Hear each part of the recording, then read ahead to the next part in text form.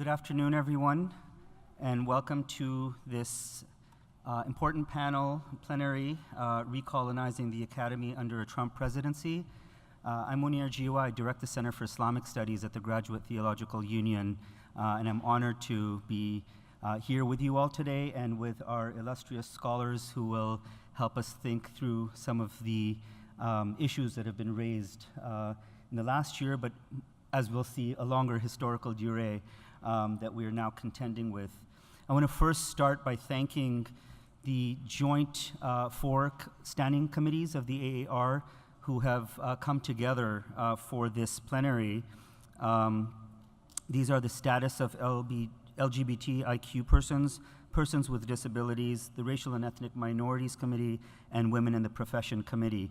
So I want to thank them all for this joint effort. I especially want to acknowledge and thank Dr. Nargis Virani, who is the chair for the Racial and Ethnic Minorities Committee, who actually led the four committees together in putting this plenary together, and also to that committee, including Dr. David Sanchez, in helping us think through both the title and the description. So thank you all very much for this.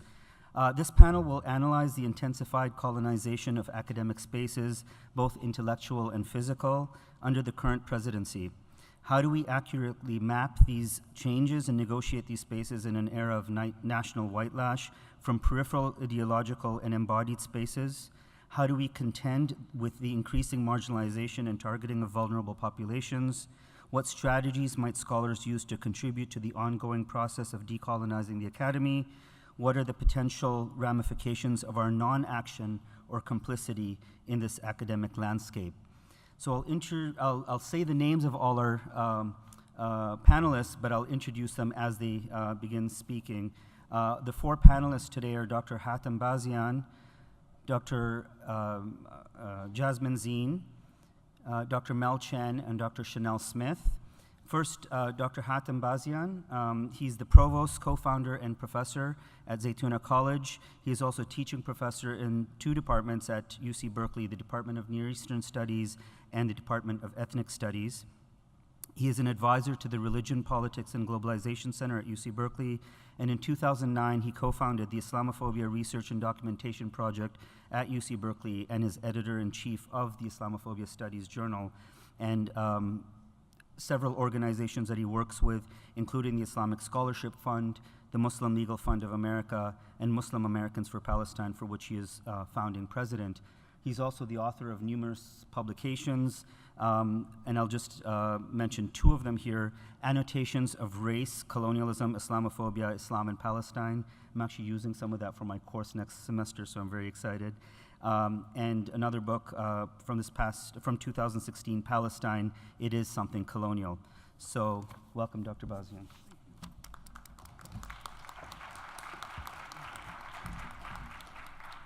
Good afternoon. So if we just could get the presentation up, please. So I'm framing my talk today with a much longer historical durée, and I call it the problem we all live with. And this is again a painting by Norman Rockwell that commemorated the civil rights movement and the challenge of schooling when we worked on desegregating schoolings. And the focus in here is actually to think of the current period of Trump. It did not begin in 2016. It's actually a much, much, much longer history. And this is my point, that if we're thinking about the contemporary problem, what we need is to have a longer historical lens in analyzing what is taking place. Now, this is a letter that was sent to a Muslim community member. And again, it's framing the Muslims again to the children of Satan.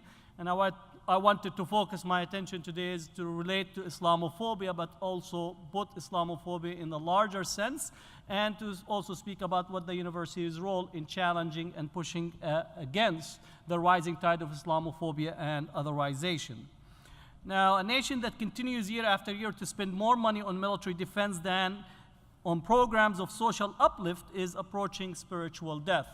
And again, this is the 50th anniversary of MLK's speech, Silence is Complicity, in relation to the Vietnam War.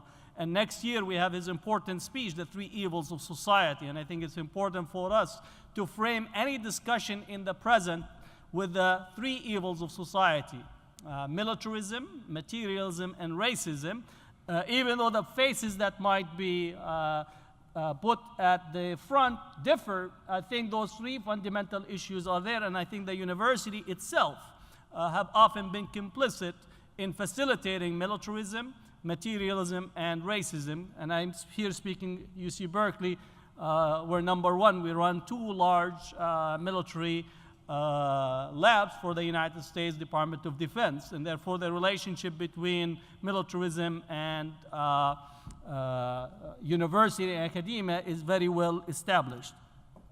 Now, understanding the problem, again, cartoons tend to give us a very precise understanding of what is taking place. And what I wanted to point to, this claim of trying to take our country back. The question is that who's making the claim? What does that mean to take our country back? And who took it in the first place for it to be taken back? And that language is actually did not only start in 2016, is much earlier, and we could think of those issues. Focusing on militarism first. The United States has 55% of the market in the sales of weapons, and then you could see the cost or how much of our taxes goes to the military budget. Now, I put this because often as a Muslim, the microphone is shoved in your face, including some of the grants at the university that wants you to engage on trying to find why the Muslims are violent. And can we locate that DNA that is there, the DNA marker that is essentially the DNA marker that possibly if we find it, we might actually solve the issue. And my immediate response is stop selling weapons to the Muslim world if you're trying to have peace. But increasingly, just in the last year, we have begun to sell another amount of armament to an area that is seeking and seething in blood, and I think the relationship have to be established. The main countries that are selling weapons of mass destruction to countries that are having intense warfare, again, these are the countries both in the United States and in Europe.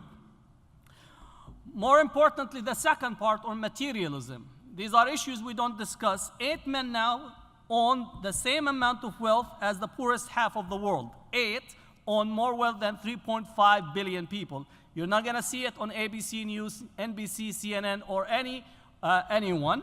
In the US, new research by economist Thomas Piketty shows that over the last 30 years, the growth in the incomes of the bottom 50% have been zero, whereas incomes of the top 1% have grown 300%. And therefore, these are issues that needs to be debated. The university should be discussing this. But again, we try to find why Muslims are violent. Now, to get a longer durée about lynching. Lynching in 12 southern states, taking our country back. That was the argument and discussion from 1876 in the period of post-Civil War and the period of Reconstruction to 1950. Almost 4,000 lynchings took place in the United States. Lynching was Southern-wide violent and structural contestation of African Americans' political, economic, social, and religious empowerment post-civil rights movement, post-civil wars period. And therefore, that contestation in 12 southern states was to actually empty those southern states from the ability of African Americans to have political status, economic status, social status, as well as religious status. It should not go unnoticed that targeting African American churches have been one of the mainstay of the racist infrastructure here in the United States. And last year, we had a whole slew of targeting of African American churches as well as Muslim mosques simultaneously. And one raises the question why? Because it is one of the visible symbols of empowerment of African Americans. Now, Prison and Shrinking Democracy for People of Color, Sentencing Reform Act of 1984. I make the argument that prison industrial complex is also contesting the empowerment of African Americans and people of color post-civil rights movement by in a large number of states, those who are convicted and become felons lose their enfranchisement, and therefore the prison industrial complex becomes a structural disenfranchisement of African Americans, including those areas where actually even to be able to register to vote is actually made very difficult. So we need to think of imprisonment as structural response to empowerment. It's the main dominant white society wanting to make sure that taking our country back and keeping blacks where they are is part and parcel of the strategy, and the prison industrial complex is part of it. Since the shooting of Michael Brown, police have killed at least 2,900 people. Now, in lynching period, it was 2 African Americans being lynched per week. And today in America, almost every week, 2 African Americans get killed by the police. So is there a relationship in how we view this structural aspect relative to the police shootings and the violence directed at African Americans? Now, monetizing fear, because we speak about Islamophobia and how the threat of Muslims, the data from on terrorism in the United States from 1980 to September 2004, again, we look and we see that the Muslims actually are not the majority who are carrying out violent attacks in the United States, but they tend to be overrepresented in media narrative. So even though that violence that are carried out by members of the dominant society, it does not get the same representation. So in the minds of people, would you immediately have the association between Muslimness and terrorism, even though that the data proves otherwise. So in here, media discourse as well as political elite discourse that is monetizing fear, both in here and in Europe, because we look at European figures, it's almost identical. The alt-right, even though that term is, I think, is like one of those improved, cleaner term, like you have a new and improved shampoo, is the alt-right is the new improved shampoo of white racism, right? And therefore, it's actually monetizing fear into votes at the ballot box. We see it in Europe, the KK, not the KK, but the neo-Nazi groups that have been discredited from the Second World War are gaining legitimacy by riding the Islamophobic camel, not horse, all the way into seats of power. In Austria, we see it even in the UK, in the Netherlands, and other places. So monetizing fear into seats of power by many who are using fear and monetize it into seats of power. Fear drives political debates, and again, almost on an annual basis, we have 32,000 individuals that are killed in the United States as a result of gun violence and as a result of mass shootings. There are more mass shootings in the United States than the days of the year. But yet, often the excuse that shapes and diverts away from the actual debate and looking at the discrepancy between terrorism cases and gun violence and mass shootings, the emphasis often, again, is on the Muslim subject, and because of particular purposes, because it runs the political debate, and you could externalize the discussion rather than looking internally in the society. Republicans are using Islamophobia as a wedge issue, as a way to monetize it, considering that they have not expanded their base. So the only way they actually could get into seats of power is by monetizing and using wedge issues. We saw that in California in Proposition 187, Proposition 209, and I think this has become a national framing, as well as the Tea Party, which is the extreme right wing of the Republican Party, have utilized Islamophobia as a way to get into seats of power. Islamophobia was also driving force behind the Brexit vote in the UK. So monetizing Islamophobia into votes and at the ballot box. Likewise, Islamophobia has already tipped toward violence. We see a number of cases of violence that have been occurring. And what I'm pointing is that the response to Islamophobia relative to universities so far has been timid at best, because they tug at almost a discourse that problematizes the Muslim subject. Whenever something happens, is that the Muslim subject is actually engaged as the problem rather than thinking of a solution. I remember one time where almost on a daily basis I get some racist attack or some type of Islamophobic attack, was a death threat that was actually directed at an Islamophobia conference that we're holding at the law school. The university actually said, if we're going to send police, we'll charge you per hour for the police to come. All right, this is at a university where it's a university sanctioned, a university carried out conference that the police actually responded by saying they wouldn't charge us for having a police officer come to secure, to provide some security. And another instance, another type of attack, also with almost a death threat, the university actually handed me a stress pamphlet as a response to a death threat. So again, because I'm not supposed to be a person that could actually highlight that I'm a threatening person, therefore it's illogical for me to actually be threatened. So the response of the university is this, and I would say this is normative of people of color experience. So I'm using my example not to only speak of myself, but African Americans have the same experience. Often when the police is called by African Americans, even on campus, they get arrested because the assumption that they are the instigators of whatever is taking place on a regular basis. Islamophobia in Palestine. Speaking and supporting Palestine in the US and Europe is used to legislate and introduce anti-Muslim laws that regulate Muslim bodies and spaces, as well as a push for massive online surveillance. And I think the experience in here in AAR mirrors, or at least moves smoothly in that relations as well. Domestic CVE programs. Domestic CVE programs are driven by Islamophobia, treating Muslims as a singular criminalized class, guilty until proven innocence. Muslims are citizens on probation, unequal under the law. And again, Muslims don't enjoy the same type of right. They might have the formative right by papers, but they are treated as guilty until proven innocent. And again, I would argue that African Americans receive the same type of treatment on a regular basis.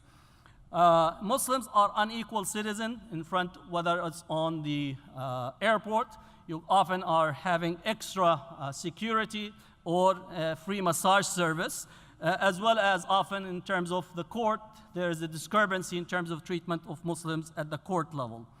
Institutions behind Islamophobia, and again, it's important for us to actually know the institutions that are fomenting Islamophobia. There's the Southern Poverty Law Center have identified almost 113 different groups that are fomenting Islamophobia. CARE have identified 32 groups that are at the core that spend almost $205 million to demonize Muslims. The reason they are spending this money is to monetize it into vote, because certain people that are funding this have a specific interest. And I would argue that the targeting Obama from 2008 onward, they wanted to use the N-word on him, but they found comfort in using the M-word, meaning Muslim. So Muslimness was the signpost for his African American or his blackness. And on the back of using Muslimness on him, they reintroduced back the N-word. And therefore, those racists that began the campaign against Obama felt comfortably to attack him on his Muslimness, as made it that comfortable. And therefore, you get the debate. And the person who challenged Obama on his birthright right now is sitting in the White House. And it's not ironic, that move in terms of the challenge to Obama. And again, this list is very important for us to be aware of. And as we engage in the campus, it's very important to highlight this to the students. Now, what academic response to Islamophobia should be? Educate and empower. Re-examine your own syllabus. Should be no reason for you to use material that is highly Islamophobic, highly Orientalist, just because you're trying to make an argument. And again, there are many of these Orientalists, many embedded intellectuals that are essentially creating or becoming problem solvers for colonial enterprise, for imperial enterprise, and their material should not have a space in our syllabus, and we should go systematically to that. Resist funding projects rooted in otherization, CVE programs. I had somebody that comes and say, I'm doing a project, I want to have an interview with you because we wanted to find out how to actually deal with the peaceful Muslims and so on. I said, I am not a problem solver for colonial imperialist enterprises. You find your answer somewhere else. I will not instrumentalize my knowledge for somebody that is embedded intellectual that is getting funding in order to, again, arrive at the DNA of Muslims that causes violence in Muslimness. Again, this is not my interest in order to empower you to do so. Expose and challenge Islamophobia, including protesting businesses owned by the Islamophobes. develop coalitions, which is very important, activism to reclaim civil society, write and become a source of information across the board, donate and support institutions and individuals who are being targeted. It's very important for us to empower the alternative. Now, on the last part, we're working on an Islamophobia reporting app. It should be ready in a couple of weeks, where we're allowing people nationally to report various aspects of Islamophobia. So if you have an incident, because the FBI records only show a very small, thin layer of what hate crimes are all about. So this app you'll be able to do it both in Android and on iPhone, and should be ready in 2 weeks. So to allow our community on a national level to be able to download this information and use it. And then lastly, encourage you to actually access our Islamophobia Studies Journal. It's the only journal globally on Islamophobia. So you could access it on our site and keep in touch with us. Our push against the rising tide of otherization, rising tide of instrumentalizing the university as part of a recolonizing present should be challenged, and the challenge can take place collectively if we create a new horizon for our future. So thank you.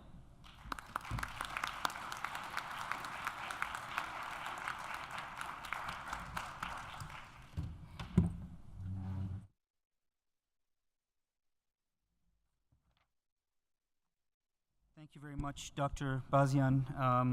I think you've raised some really important questions for us to think about in the academy. And as we're thinking about the academy, one of the other things we might want to consider is the different possibilities in different forms of academy. So a public university, a private university, a seminary. What are the various ways in which we can navigate the different spaces? And the institutionalization of our work in these spaces can be different as well. So I think that's important. I think raising the issue, of course, of how Islamophobia in particularly is framed, and using Martin Luther King as an important way to think through militarism, materialism, and racism are really important points that we need to think about. And your line, I think, is really important, and it should resonate throughout all our work, is how our work and how we as individuals get instrumentalized, how our knowledge gets instrumentalized, and how our persons get instrumentalized for colonial projects. So I think it's an important thing for us to remember. So thank you. Our next speaker is Dr. Jasmine Zine. She's a professor of sociology and the Muslim studies option at Wilfred Laurier University in Canada. Her research and teaching interests lie in the areas of critical Muslim studies, Islamophobia studies, race and anti-racism, post-colonial, anti-colonial studies, social justice education, decolonizing research, and critical ethnography. She has numerous publications, and the forthcoming work she has is part of a 6-year project she did with the social science, funded by the Social Science Research and Humanities Research Council. It's called SHRC in Canada. It's called SSRC here in the US. And the forthcoming book is called Under Siege: Islamophobia, Radicalization, Surveillance, and Muslim Youth Counterpublics. As an education consultant, she has developed award-winning curricula, and she's also worked with the Office for Democratic Institutions and Human Rights at the Organization for Security and Cooperation in Europe, and the Council on, and the United Nations Education, Scientific, and Cultural Organization. So welcome, Dr. Zine.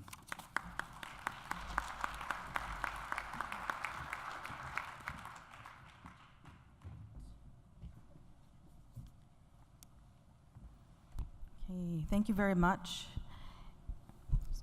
It's an honor to be here, and an honor to be invited on this panel. I'd like to thank the organizers for including me. I'd also like to begin by acknowledging the land that we're gathered on here today. As part of the traditional territories of indigenous communities, including the Massachusetts, Pawtucket, and Wampanoag people.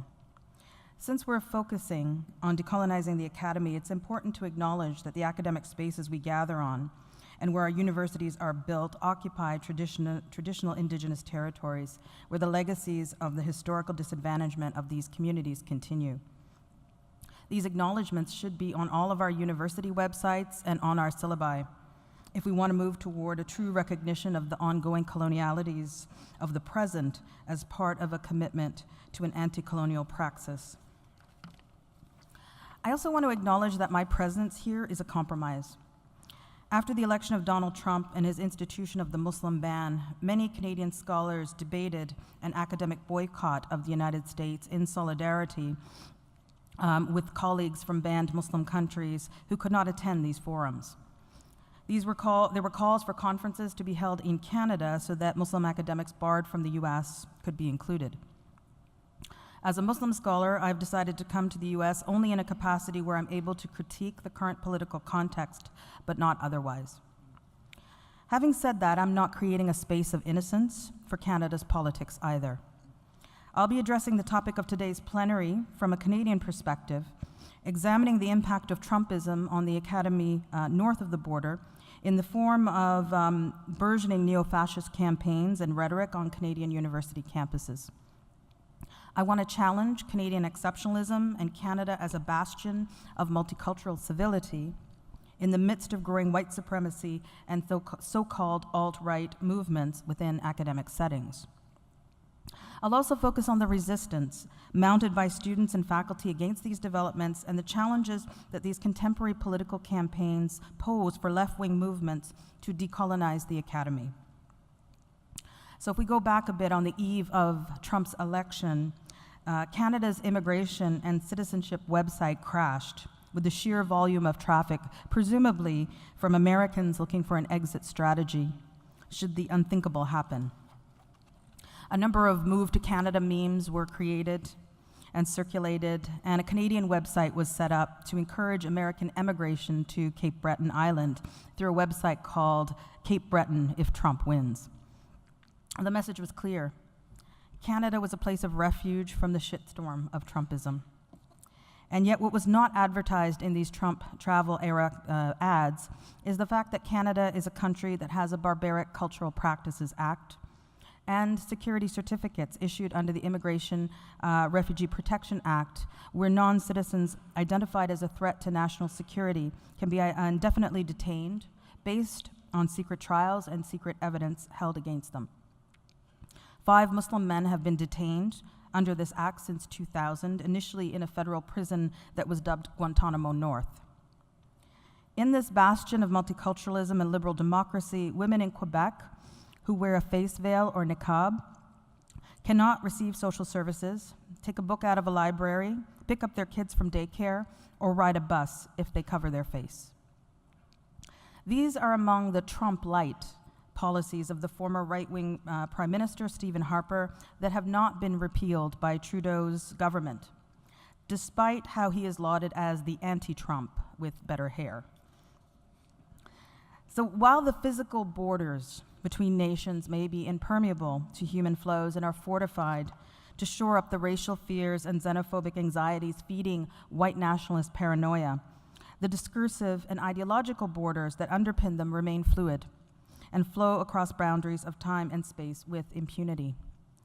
And this is especially evident with the resurgence of neo-fascist, white supremacist, and the so-called alt-right ideologies north and south of the border that are emboldened by Trump's rhetoric.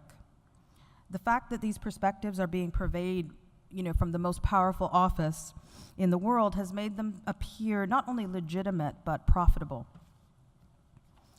In the much heralded multicultural heartland of Canada, there are approximately 100 white supremacist groups operating, and they are becoming more visible on university campuses through recent campaigns that range from posters that say, it's okay to be white, to Nazi signs and symbols emerging in a disturbing trend. On January 29th of this year, a 20-year-old white male anthropology student attending the Université Laval in Quebec City walked into a local mosque and shot dead 6 Muslim men in cold blood after evening prayers. His Facebook page revealed that he was a fan of Donald Trump and had white supremacist leanings. Now, there was an immediate rush to blame this tragedy solely on Trump's Islamophobic rhetoric. However, defaulting on false notions of Canadian exceptionalism glosses over Canada's history of homegrown Islamophobia and xenophobic public policies. Alibis for racism, sexism, transphobia, and Islamophobia are wrapped up in the banner of free speech arguments surrounding controversial Canadian public policies And these debates are being echoed in university settings in a bid to garner support for these purveyors of the so-called alt-right. And this is all part of a concerted campaign to vilify social justice education on the grounds that it is not neutral. But let's be clear that neutrality is not only a myth, but socially irresponsible when it comes to addressing these kinds of concerns. A recent controversy at my university ignited the whitelash of conservative media and academia when a TA, a teaching assistant, was denied a platform for alt-right ideologies to be uncritically purveyed in class. The right-wing media frenzy that ensued quickly framed this as sacrificing free speech on the altar of social justice. Trump has made a successful career of espousing hateful rhetoric that masquerades as free speech, so it's no surprise that neo-fascists and right-wing forces are using this strategy to promote similar political ideologies on university campuses that undermine faculty who they deem to be left-wing radicals. Now, while in the past, Canadian universities have hosted the likes of Ann Coulter, who told a Muslim student that confronted her during a talk to get on her camel and leave. A more recent controversy involves Jordan Peterson, a Canadian psychology professor at the University of Toronto, who refuses to use gender pronouns for trans students after Bill C-16 was passed, adding gender identity and gender expression on the list of prohibited grounds of discrimination. He's now begun a campaign to target disciplines such as women's studies, ethnic studies, that he has branded indoctrination cults, while rendering his own rhetoric somehow politically innocent despite the growing numbers ready to drink his Kool-Aid. The racial politics of free speech and hate speech need to be interrogated. What bodies are being sanctioned while others speak with impunity? I'll give you a case here in Canada. Recently, a Muslim student at Dalhousie University in Eastern Canada was sanctioned by the university for a tweet she made about white fragility after experiencing a lot of backlash when she moved that the student union should not participate in Canada's 150th anniversary celebrations in solidarity with Indigenous people, where this marking of colonial time is a further erasure of their presence. So this was a huge crackdown on this student, but compare this crackdown on this student with a simple tweet, for a simple tweet where she acknowledged that white tears were not sacred, but the land was sacred, versus the fact that a virulent Islamophobe, Christine Douglas Williams, has since 2012 been a member of the board of the Canadian Race Relations Foundation. This is a federal body under the Ministry of Canadian Heritage. And her public rhetoric for all of these years has included the following statement, which I'll read. Islamic supremacists will smile at you, invite you to their gatherings, and make you feel loved and welcome. But they do it to deceive you and to overtake you, your land, and your freedoms. So again, she sits on the board of the Canadian Race Relations Foundation in Canada. And she's a known associate of the members of the Islamophobia industry in the US, including Robert Spencer and others that Hatem has outlined. She's a member of an evangelical Christian group and has recently been appointed as senior advisor to Canada's Office of Religious Freedom. So clearly the matter of free speech is selectively policed and circumscribed by the boundaries of race and privilege, where some voices and bodies garner unprecedented impunity. So I want to now just list a few thoughts I have about the considerations for decolonizing the neoliberal academy.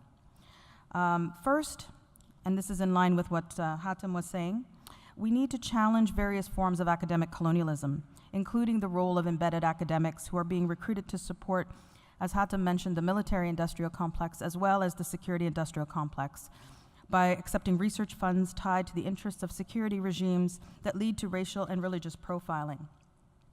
These embedded academics are conscious at times, or at times unwittingly, are supporting the industries and economies of knowledge that serve imperial interests through programs like CVE. I know the American consulate has been sending me by email their curriculum and offering me $2,000 to use it in my classrooms on CVE. And so we see this exporting of this particular paradigm to Canada. Also, I want to talk about the curriculum itself. Decolonization, in fact, means challenging Eurocentrism. So the question of who's in your syllabus. We need to decenter Eurocentric knowledge to create a multi-centered curriculum. Decolonizing the curriculum isn't about retaining a Eurocentric framework and then just adding bits of ethnic spice. Decolonizing involves moving aside dominant bases of knowledge and making room for other ways of knowing. Making sure that there are indigenous and subaltern knowledges represented is an important means of decolonizing the curriculum.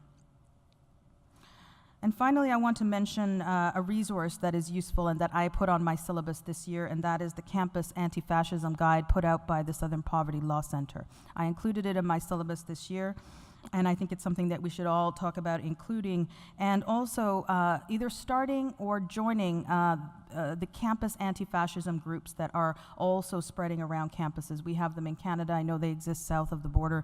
And so that is a space for faculty to begin to have these conversations, share strategies, and to organize around what we're seeing, the assault of against especially social justice educators and movements within our universities, and challenging the very heart of the education that we provide.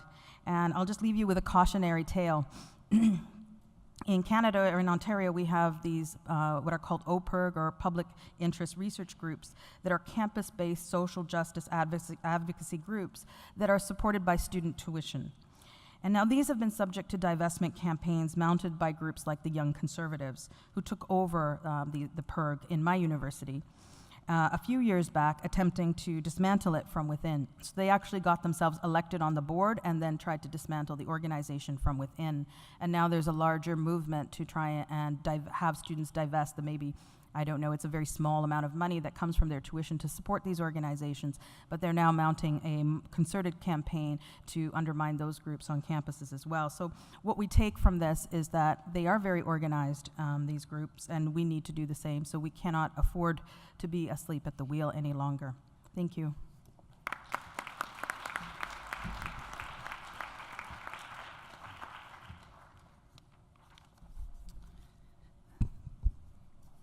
Thank you, Dr. Zine. I am, as a Canadian, no longer able to use Canadian exceptionalism either. So, and I want to just thank you for beginning by acknowledging the Indigenous lands that we're on.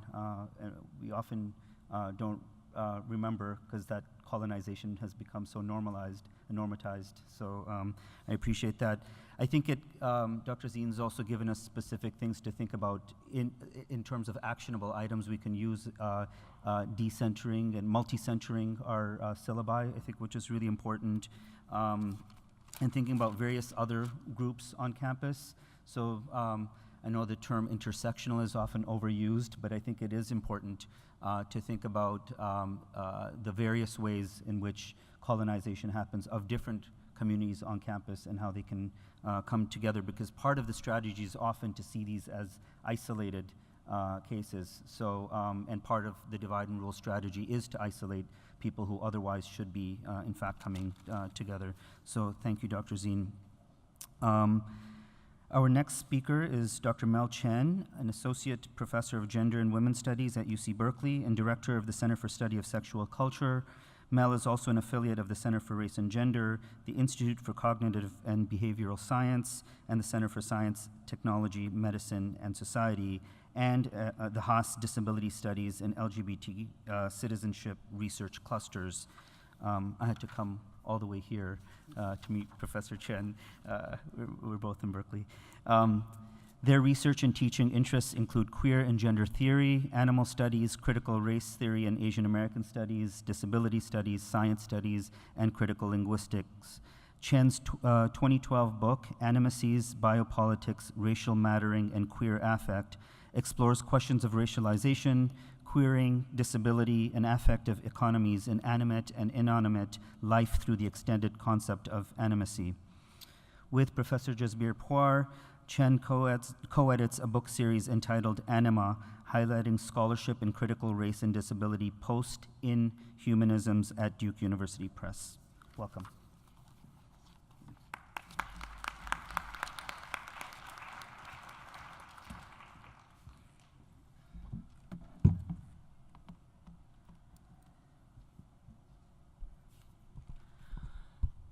Hello, everybody. Thanks so much to the organizers and sponsors of this panel.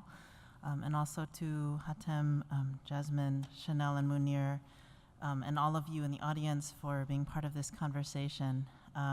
This is a 50-foot conversation, but I hope it's still a conversation.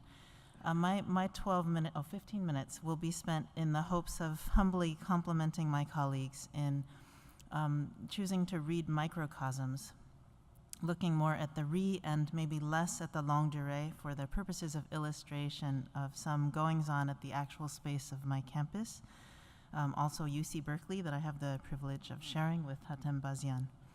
This overlaps with what has happened elsewhere, but has also staged a representation for the politics of the public university. And I want to acknowledge the likely difficulty, as much as we might like to achieve it, of a universally held, unified framework for what is and has been happening. Indeed, consensus is important for various kinds of action, but can also become a mechanism for erasure. When and what draws the lines around an age of Trump, when there are continuities to map against, say, an intensification of fascist energies? What is the relationship between neoliberalism and colonialism? I think those of us at Berkeley have had rife occasion to build an analysis of the neoliberal reorganization of the university, at least in the last 10 years or so, and it's a recent history of devastating ironies. But going small, I wanted to tell a recent story or two about the UC Berkeley campus, and particularly how they involve affective politics in various forms or even genres of displacement of otherwise legible taxonomies. I think these go hand in hand. And displacement here, though I have not thought this fully through in all of its consequences, is meant here to echo both a physical strategy of settler colonialism and also a conceptual strategy of retooling the instruments of governance, shared recognition, and affect as a longtime colonial strategy. One, affective politics, starting with a seemingly lighthearted story as a kind of diagnostic. Recently, I was texting with a colleague who was putting together a book event. We thought how lovely it would be for that combination of people to think and be together. In closing, she sent me a poop emoji and then a flame emoji, and I wasn't sure why she did that, but I replied to this invitation with my own gregarious sequence. In order, I sent her the following emojis: a joyful nerd with glasses, a robot head with a fixed linear smile, an expressionless poop, a broadly smiling clown, and a purple vampire bearing exposed teeth.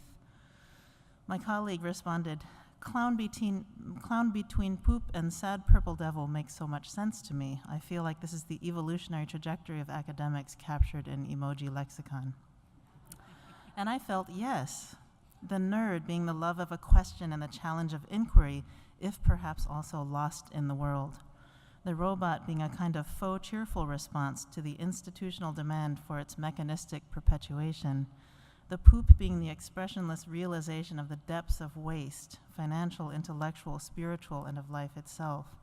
The clown being smiling entertainment and the affective politics of teaching to the dollar. I'm thinking here of an article by Kira Hall and Donna Goldstein on the hands of Donald Trump that assesses his success as an entertainer, invalidating and displacing legitimate questions about governance and propriety.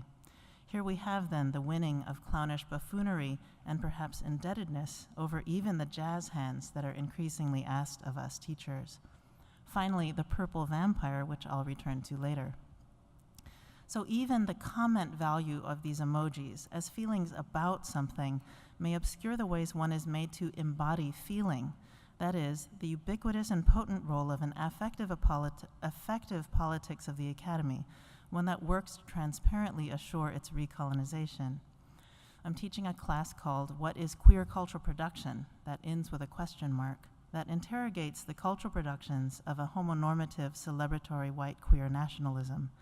On Thursday, because of wanting to involve my students in what I do, I told them I was coming here, and I asked them how they might respond to a prompt like this panel's, saying that I might be able to include their responses on a piece of paper I passed around. I'll mention that one person who did not sign their entry spoke of the selective containment of sanctioned terrorism studies in a disciplinary part of the university, such as international studies and political science, that serves to justify US foreign policy along lines of neocolonialism and Orientalism. Another, named Edie Sussman, wrote, "When we as students speak up to demand better from the academy, we are so often told to be grateful for what we have and not risk having it taken away." I'm thinking specifically of how, when forced to host a violent speaker, we were told to be grateful for free speech, and then threatened by Trump himself with the withdrawal of public funding if our school did not comply. In closing, she wrote, "There are new tools and mechanisms in place which seem to aim to keep us docile and ready to be recolonized." Sussman speaks directly to the affective politics of docility that has a long history in coloniality, but also the sense that she is being prepared for recolonization, a kind of future present of colonial affect that is ever tied to questions of capital.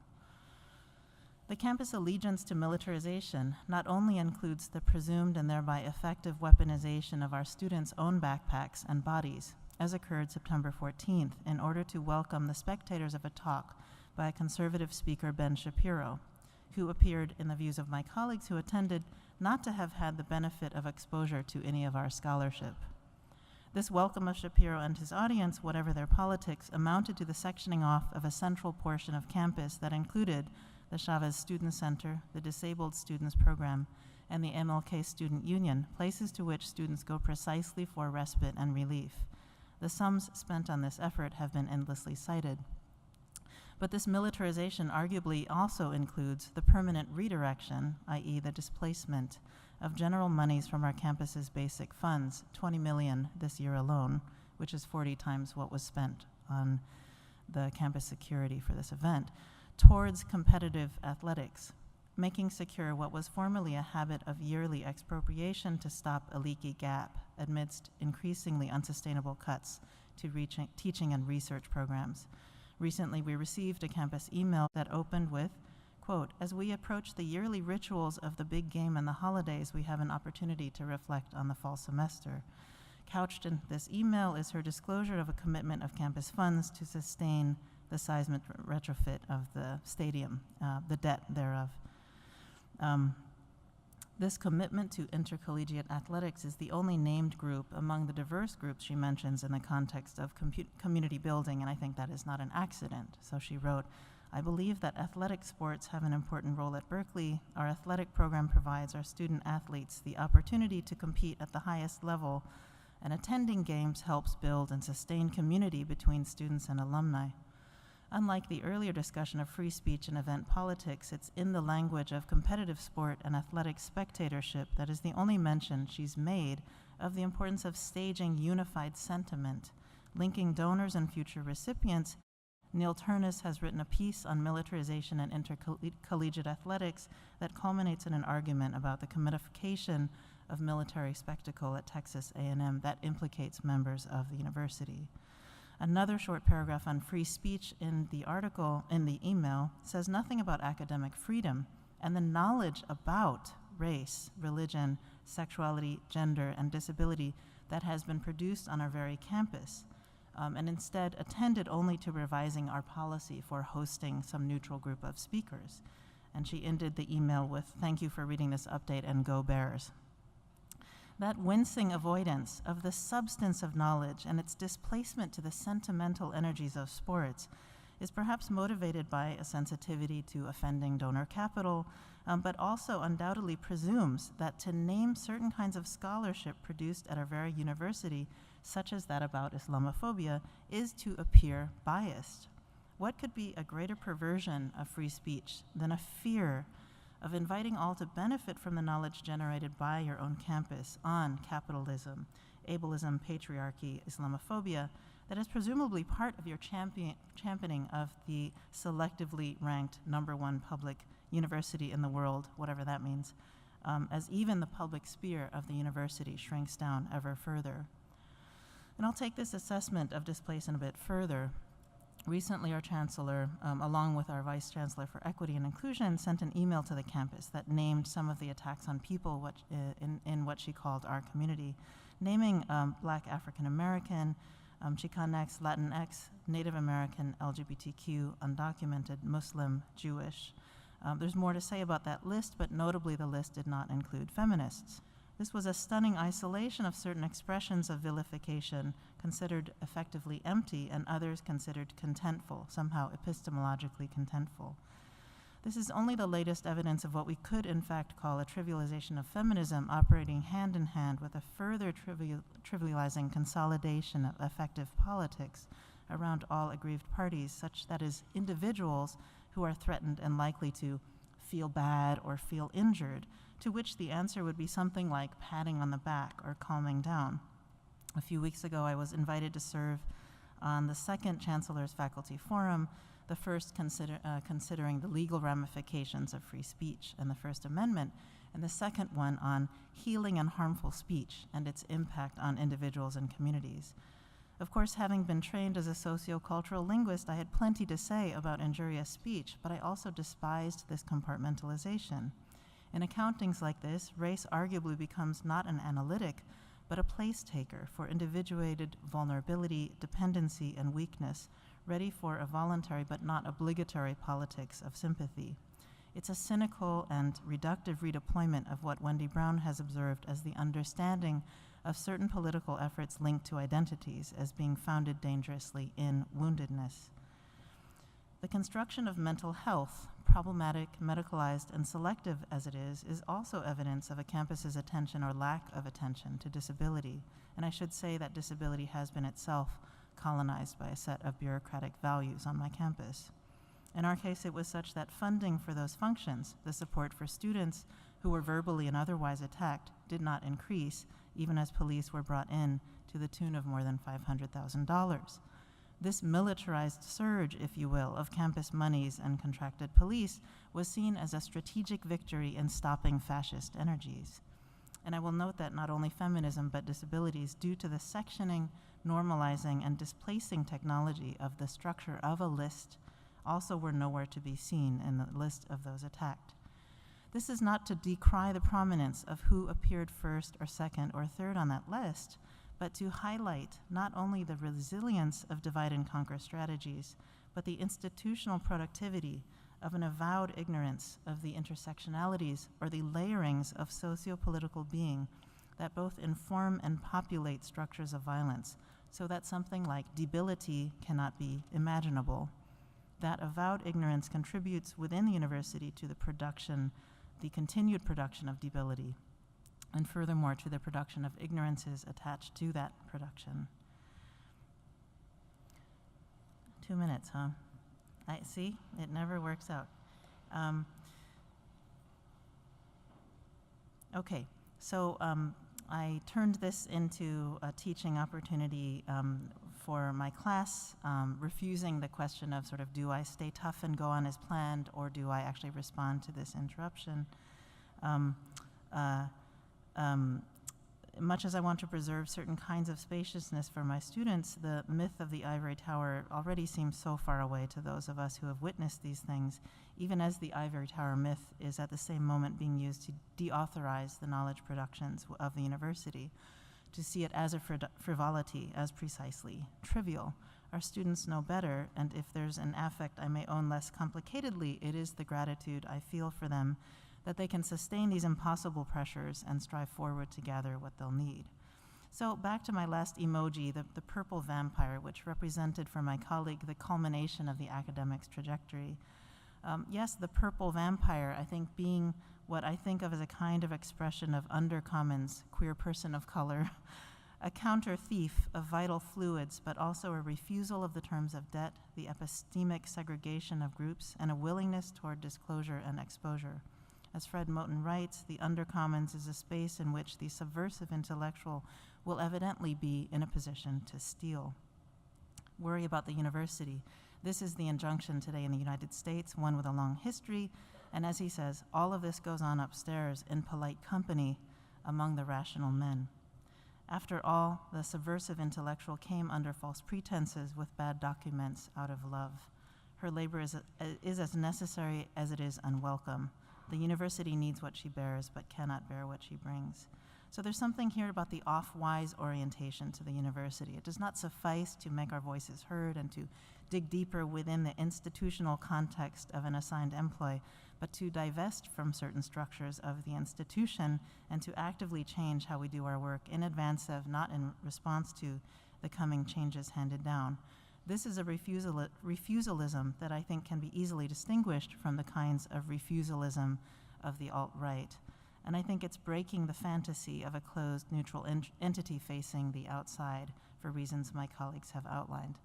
My third student, Elise Taylor, reflected the naturalization of this interior-exterior divide, and perhaps to the incorporation even of decolonization studies to projects of whiteness when she wrote, I quote, "I feel we as students at a PWI, predominantly white institution, sometimes turn to decolonizing the academy, which is important. However, recognizing the efforts of Trump, those of fascists, the efforts of this institution's capitalist state are equally important as they all promote a recolonizing of the academy." See, so very often the students get it. Okay, thank you.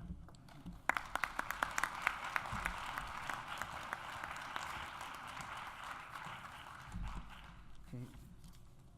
How am I going to do a quick summary of that? But I'll try. I think a few things that Dr. Chen gave us to think about, and I thank you for your presentation, is, we've been thinking about the longue durée, but also to think about the particular politics that are happening in very particular spaces, like university settings, of course, but again, the difference between a public institution, a public university, and a private one, and Dr. Smith's case, in a seminary, what are the different things that we can and can't say in a classroom? I think these things we need to think about as we have the discussion as well. I think the importance of thinking through affective politics and policies as well, and how they're, of course, kind of linked to militarism, capitalism, and colonialism, and the particular statement by the first student on the selective sanction of terrorism, and how we, in some ways, are, as to use Dr. Zine's term, embedded academics. We are colluding with many of these things. So I think that that's something to give us pause. I haven't had enough time to reflect on the purple vampire emoji, so I'll get there. But without further ado, we have Dr. Chanel Smith, who's our next speaker. She's an associate professor of New Testament and Christian Origins and director of the cooperative MDiv program at Hartford Seminary in Hartford, Connecticut. She earned her doctorate in New Testament and early Christianity at Drew Theological School, and her MDiv from Princeton Theological Seminary. Her passions are teaching and mentoring the next generation of scholars and religious leaders and enhancing the status of women in the profession. Among her many publications are either it's published or it's forthcoming, The Woman, Babylon, and the Marks of Empire, Reading Revelation with a Post-Colonial Womanist Hermeneutics of Ambivalence. I got it. Welcome.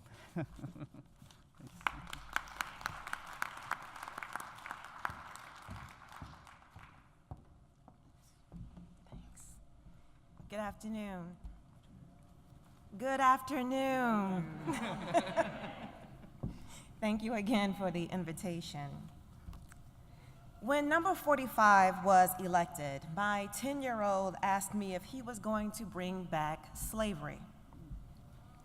When my beautiful black husband leaves the house, I am unable to rest easy until I hear the garage door opening, indicating his return. When in the company of white folk, I introduce myself using the title doctor, because I have found that it makes them pay more attention to what I have to say. When in the company of black folk, I introduce myself as Chanel, but when they find out I am a doctor, it is then that I am perceived as uppity, and hence, I do not understand the struggle. I speak about this duality in my book, The Woman, Babylon, and the Marks of Empire, Reading Revelation with a Post-Colonial Womanist Hermeneutics of Ambivalence. I argue that in the description and destruction of the figure of the woman Babylon in Revelation 17 and 18, I see an image reflected of myself. A close analysis of the woman Babylon reveals my own conflicting two-sided association with empire as both a victim and a participant. This duality does not render me neutral or paralyzed, but rather compels me to action. As a victim of empire, I have been the recipient of racialized slurs and experienced the everydayness of racism in its various forms. At the same time, as a participant of empire, I also have access to certain luxury goods, higher education, healthcare, and access to resources, and a platform such as this to speak against discrimination and offer strategies based on my experience to evoke change. Being a person of color in the academy is being a person of color in these United States under a Trump presidency. Racism pervades and prevails. White decision-making power in the academy at the institutional and societal level continues to relegate the importance of issues concerning discrimination, make it difficult for persons of color to sit at the table when decisions are being made, and thus further perpetuate the marginalization of persons of color. Number 45 has lessened the panic for preserving whiteness and has unleashed the ever below the surface divine right for it. The racialized saga continues. In the classroom, a white woman asked me why she had to call me Dr. Smith when she can call the president, another white woman, by her first name. We had that conversation, but not before I got the attention of the entire class. You see, she asked her question once I began the class session. Thus, she wanted to make sure she had everyone's attention. I chuckled, said, "I'm so glad you asked," and turned her question into a learning moment on the complexities of race, racism, white privilege, the interconnections of power, and how I, therefore, will do what I need to do to remind not only my students, colleagues, but also administration of the authority I not only have, but will never relent. African-American Bible scholar, Dr. Mitzi Smith, can you hear me? This kind of went out. African-American Bible scholar, Dr. Mitzi J. Smith, in her essay, Race, Gender, and the Politics of Sass, reading Mark 7, verses 24 through 30 through a womanist lens of intersectionality and intercontextuality. In the edited volume, Womanist Interpretations of the Bible, Expanding the Discourse, Dr. Smith rightly notes, and I quote, "In a racialized society, Black women are not viewed and treated as women on equal footing with white women. Black women's skin color trumps their gender. They are seen and treated as Black persons first, and secondarily as flawed females inferior to white women," end quote. Now, who knows if this white female student was consciously aware of this sentiment, but she definitely appeared to operate out of that notion. This is white privilege at its best. White privilege as it co-opts not only my voice in framing of the classroom space, but insists on control of the conversation, even when spaces where institutionally it is my job as the professor to frame and guide classroom discussion. When I present papers at AAR and SBL, I like to arrive early, to get a feel of the room. As people enter, more often than not, white folk do not engage me. After making eye contact with me, they quickly look away as if their looking was a figment of my imagination, but I saw them. However, when I take my place behind the podium or next to them at the front on the panel, then and only then have I gained their attention, worthy of their conversation and collegiality, and they've gained my resentment, and I'm not interested, and I let them know. Before you go there, I am not an angry Black woman. I am a Black woman who has been angered by isms. Racism, sexism, ageism, classism, to name just a few. I have not stepped out of my place. I am embracing and practicing my agency, my full personhood, employing what Dr. Mitzi Smith refers to as a womanist hermeneutics of sass. She states that womanist sass is a legitimate contextual language of resistance. Sass is when the oppressed name, define, call out, and sometimes refuse to submit to oppressive systems and behavior, end quote. The way I handled the negative experiences I have described earlier are examples of me asserting my agency. My response of being angered by the isms I have experienced is sass. They are calculated and even, illustrating them as a strategy and not simply as reactionary. It is appropriate that I approach this current topic with the politics of sass because, as Dr. Smith rightly notes, sass is an Americanism. It is slang created in the context of a patriarchal, gendered, and racialized society. America has always been and remains a racialized, patriarchal society, end quote.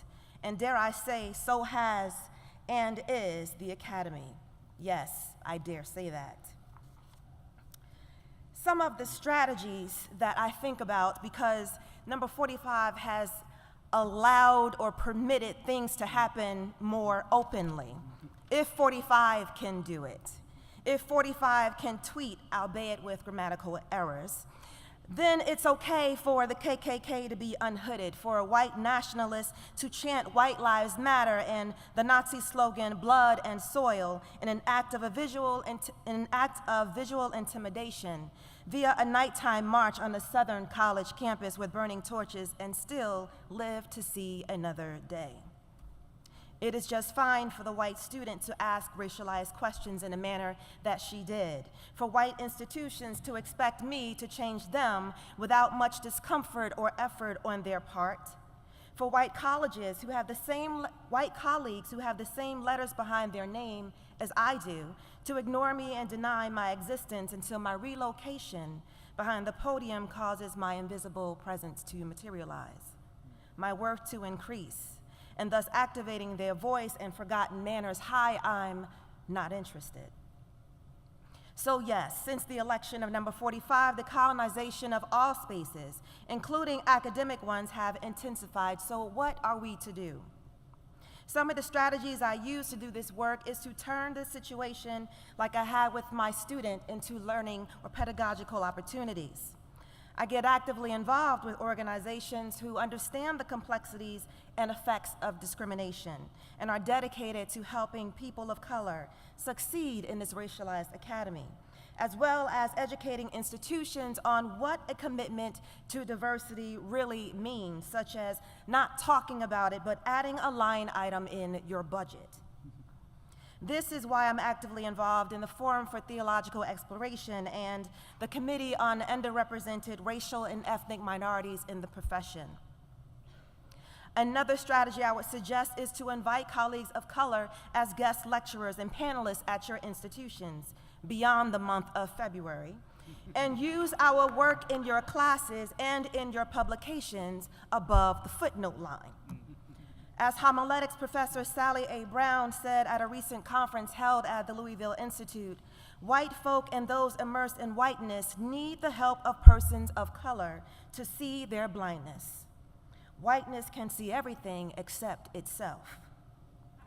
The last strategy I would like to offer regarding the efforts of decolonizing the academy is to stop the black-on-black crime that is true even for academicians. Scholars of color are sometimes harsher on other scholars of color than on their white counterparts. And white folks count on this dynamic in order to keep scholars of color fighting amongst themselves in order to keep white leaders in place. Dr. Mitzi Smith writes, colonization does not encourage unity among the colonized. It encourages them to guard the crumbs. The oppressed are expected to achieve wholeness on the crumbs, to be treated like the dogs in the Canaanite woman story in the Gospel of Mark, and yet remain civil and silent, end quote.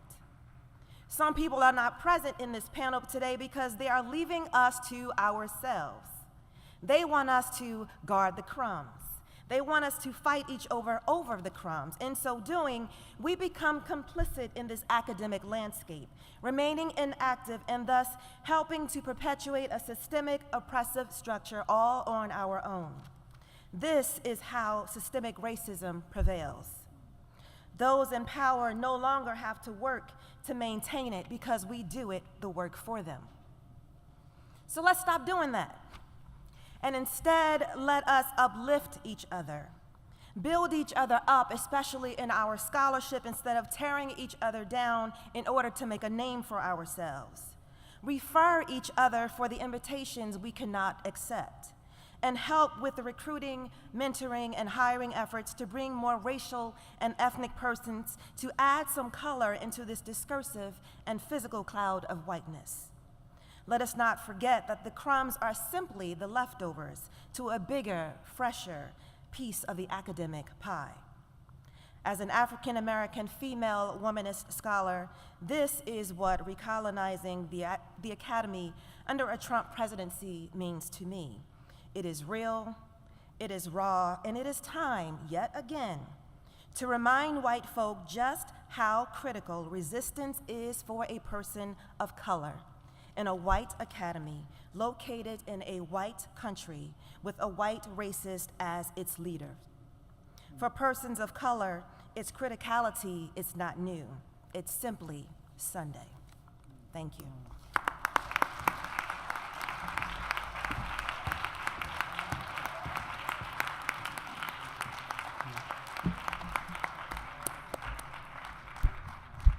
Thank you, Dr. Smith. I really appreciate you not using Trump's name so much and using 45 instead. Your important contribution right at the beginning of sharing what you did about your child and your husband are extremely powerful, and beginning with that and then sharing your own story. But I think often we forget how personal this is, that for many of us, the academy and the personal we're asked to be objective and we're asked to kind of keep out of the academy, but this affects our lives in many ways. So I want to acknowledge and appreciate you beginning with that as well. For many of us, this is the reality we live with, right? A child asking if slavery is going to be brought back, that's a pretty powerful statement.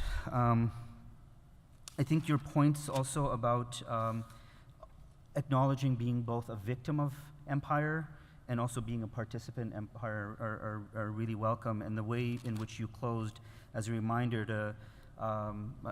to us that often we are kept, as I mentioned before, many minority scholars are kept from being in conversation with each other, and it's a tactic, it's an intentional strategy in which whiteness continues to be privileged and succeed.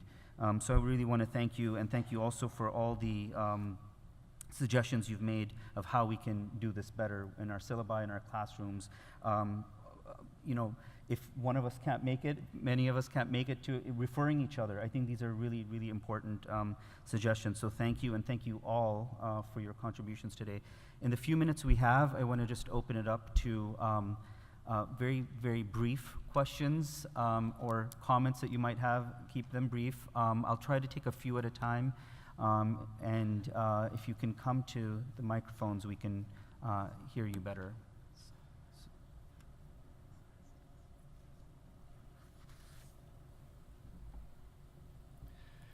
Thanks for the acknowledgement of the Wampanoag Nation. I appreciate that as an Indigenous scholar. And my question is really academic, in that as we're formulating our new publications and actions, who can we cite within religious studies or within this discourse do you think would be very helpful, given that this is such a young and new sort of moment and how long it takes to put anything out?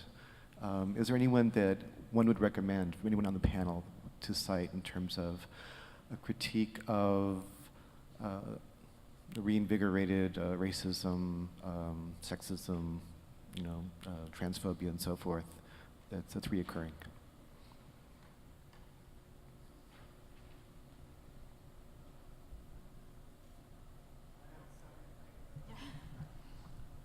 Is this on? Without throwing out names, I believe that you can look across many disciplines, right, to see who is doing the work, right? It's not so much, or for me, it's not important just to talk to scholars, right? You have to ask the question, so what? Why are you doing this? Is this going to change anything for the better for those who are being discriminated against? What are you passionate about? Who is writing about the questions that are keeping them awake at night, right, in order to change the issues that are happening? So whether you're talking about Bible or theology or ethics, I think there are many, many people who are doing the work. So I don't think that it's right to just throw little names up, because we're going to miss a lot of people. And I also think that you should be interdisciplinary, right? Because even though I'm a Bible scholar, I still went to ethicists and theologians in my work, because it's all relevant. We are all conversation partners.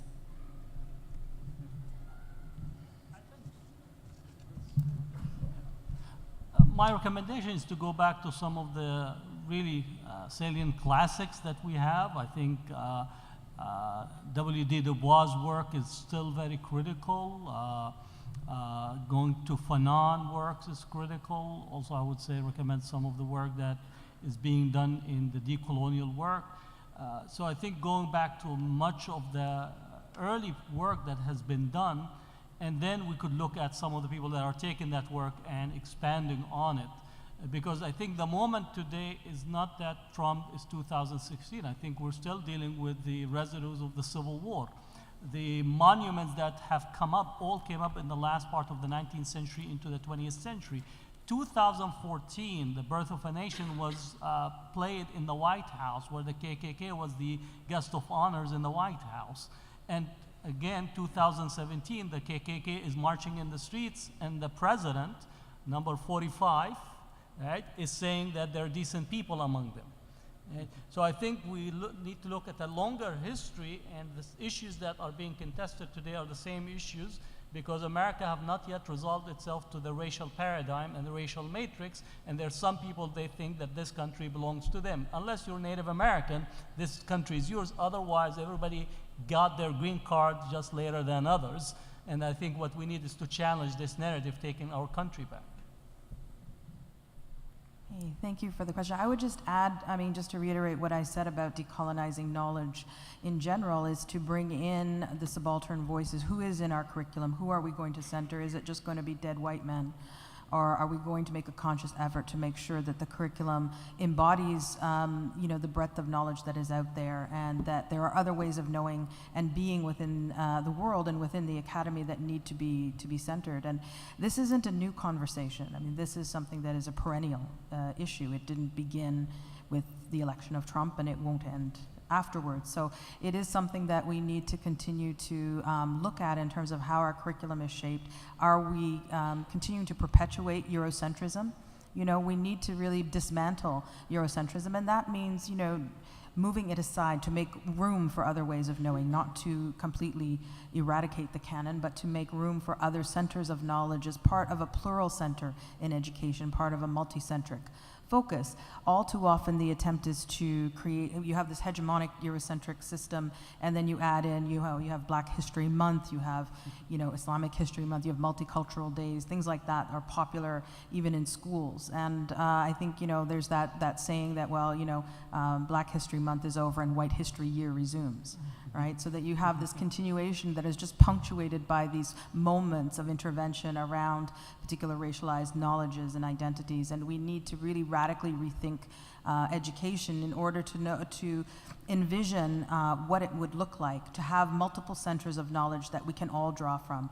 Otherwise, we leave out so much a part of other histories, other knowledges, and we're drawing from this one well of Eurocentric knowledge. And so I think that's something that we really need to focus on in terms of decolonizing curriculum. So there's many people that can be plugged into that, but that, to me, it's the framework that we start with. Thanks for your question. I would just add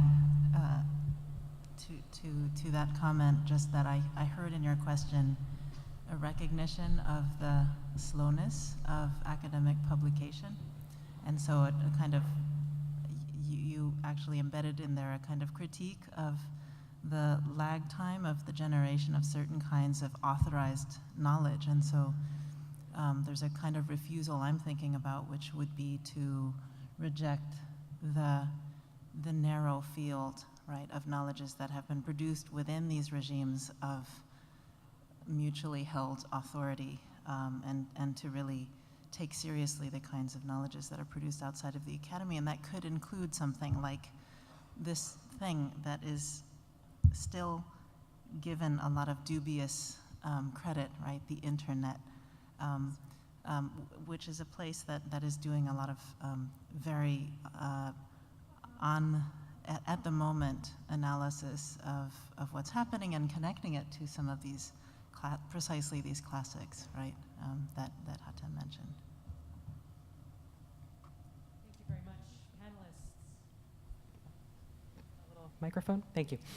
Thank you very much for really powerful and potent remarks. I'd like to ask you to think about a theme that I heard in a number of your remarks about the precariousness of our bodies and minds in this particular moment. And I think I sometimes feel a tendency among us, especially as academics, to regard bodies and minds under siege as a sort of perennial state, just one of the background costs that we accept as part of our experience in the academy or experience in the modern world. And I'm wondering if you could talk about ways to resist or to strategize around or imagine a different kind of future in which we both believe and make a world in which body and mind is centered, loved, cared for, tended, and nurtured, rather than relegated to the collateral costs of scholarship. Thank you.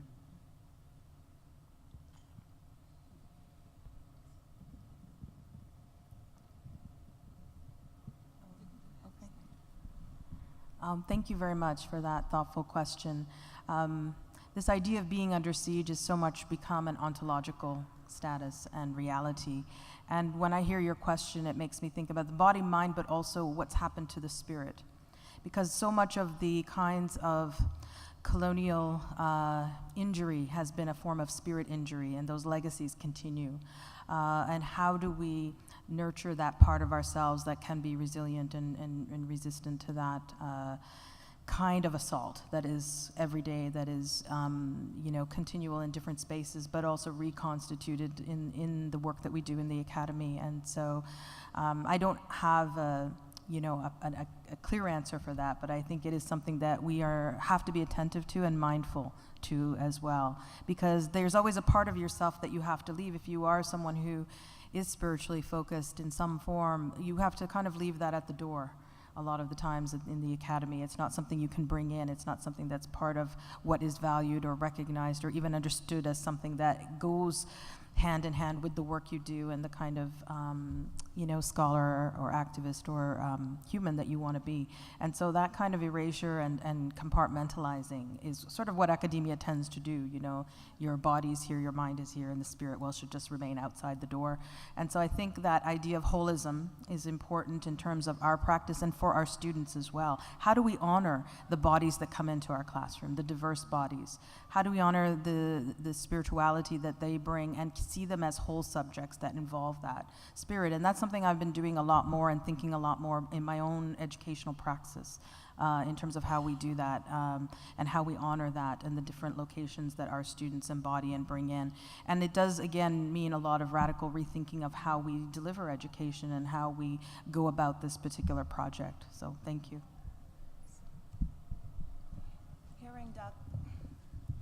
Hearing Dr. Zine's response, thank you for that, is making me think of self-care, right? Because I think self-care is a mode of resistance towards all of the pressures and minoritized taxation on people of color or persons of color or disabled bodies, that it's important that we insert ourselves in our academic calendars. It is important to put our names down as an immovable meeting. Right? I'm not even going to tell you the type of meetings I have on my calendar. This is probably going to be recorded, but they know anyway. But it's important. It's important to realize that if you don't take care of yourself, you can't do the work. right? But the academy and the unspoken pressure is that you need to publish or perish. You need to be great at not only advising, but attending meetings and writing and teaching, and whether it's online and or interviewing and running committees, all of that you're supposed to be great at. Nothing is supposed to fall by the wayside. And notice I didn't even mention family or life happening, right? So I think a form of resistance, going with what you said, Dr. Zine, is to take self-care seriously and to insert it intentionally within your own academic priorities, as well as any type of calendars that you place for yourself in terms of your work pipeline. Can I just take the moderator's prerogative to respond to Dr. Julia? Your question also made me think of, the precarity of life does many things. I mean, if you look at Judith Butler's work, of course, Frames of War and Precarious Life, it raises questions about also minority scholars should be able to do the thinking as well, right? So we often are known to do the activist work, or expected of us to do the activist work. But to be able to reflect and think and to theorize is also a kind of being and acting that is often not permitted, right? So everything from thinking through, how we think about the precarity of our lives in terms of all our humanness and the Anthropocene and how we relate to animals and the environment. I think this is part of the work. This is part of what Arjuna Padurai calls the imagination as social practice. It's a form of being in the world, right? And I think about what some of the things we've heard on the panel is, that we all come with particular kinds of histories and experiences, right? But there's something shared in all of that as well. So there's always, as Dr. Chen put it, there's a sense of consensus that we try to move towards, but that consensus also marks a certain kind of erasure. That's what we kind of have to be careful about in this kind of precarity, right? Because there's a lot of like, well, if Black lives matter, then white lives matter too, right? There's a lot of that going on. So we need to think of that in the context of power and humanity, but consider the particular histories that people come from as well. So that might be another way of addressing what you raised as well. Yeah. Other questions? We have 1 minute. Yeah, no? We started 5:10, so we have to, okay. Can I just make a quick comment? Yeah, sure, you're there. Yeah, in regards to committee work a little bit, I wanted to follow up on your point here. In my home institution, one of the things that I was the co-convener for Faculty Color Caucus. In our faculty constitution, we have a number of different caucuses, including one for women, faculty of color, and et cetera. But one of the things that we've been noticing in our work is that women and people of color do the disproportionate work of committee work at the university.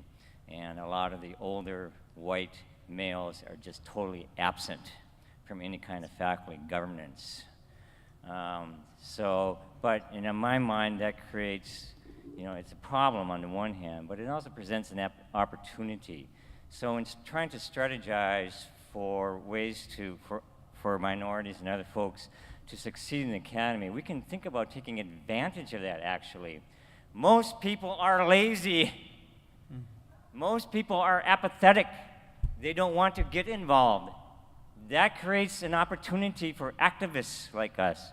So one of the things I'm advocating, like for example, the conveners of the faculty of the different caucuses at our school never got together to talk about things and strategize before I became the convener of the Faculty Color Caucus and got them together. I said, let's start strategizing.